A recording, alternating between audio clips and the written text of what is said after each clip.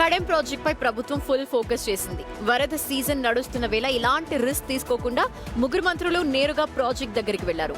Project పరిస్థితి ఇలా ఉంది, గేట్లు సేఫ్ గా ఉన్నాయా, రైతులకు ఎలాంటి ఇబ్బంది రాకుండా ఏం చేయాలి అనే దానిపై అధికారులతో అక్కడికక్కడే రివ్యూ చేశారు. నీటిపారుదల మంత్రి ఉత్తమ్ కుమార్ రెడ్డి, మంత్రి శ్రీధర్ బాబు, మంత్రి వివేక్ వెంకటస్వామి కలిసి కడెం ప్రాజెక్ట్ పరిశీలించారు. స్థానిక ఎమ్మెల్యే వెడ్మా బొజ్జ్ పటేల్ వారితో పాటు ఉన్నారు.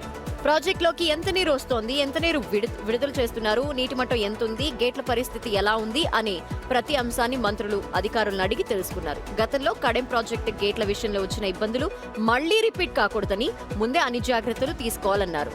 24 గంటలు అప్రమత్తంగా ఉండాలని, చిన్న నిర్లక్ష్యం కూడా జరగదని అధికారుల్ని ఆదేశించారు. గేట్ల మరమ్మతులు, ఆధునీకరణ పనుల్ని వేగవంతంగా పూర్తి చేయాలని సూచించారు. రైతుల ప్రయోజనాలే ప్రభుత్వ లక్ష్యమని, కడెం ప్రాజెక్టు మరింత బలోపేతం చేసి భవిష్యత్తులో ఎలాంటి ఇబ్బంది రాకుండా చర్యలు తీసుకుంటామని మంత్రులు చెప్పారు.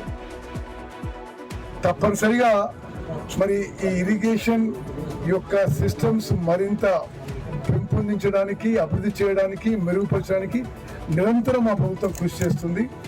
రైతుల పక్షాన నిలబెడతాం. ఇప్పుడు బుజ్జు చెప్పినట్టుగా మరి తప్పనిసరిగా మారుమూల కానుపూర్ కాన్స్టిట్యున్సీలో ఆయన చెప్పిన లిఫ్టిగేషన్ స్కీమ్స్ పూర్తి చేయిస్తానని చెప్పి నేను సభాముఖంగా మాటిస్తున్నాను.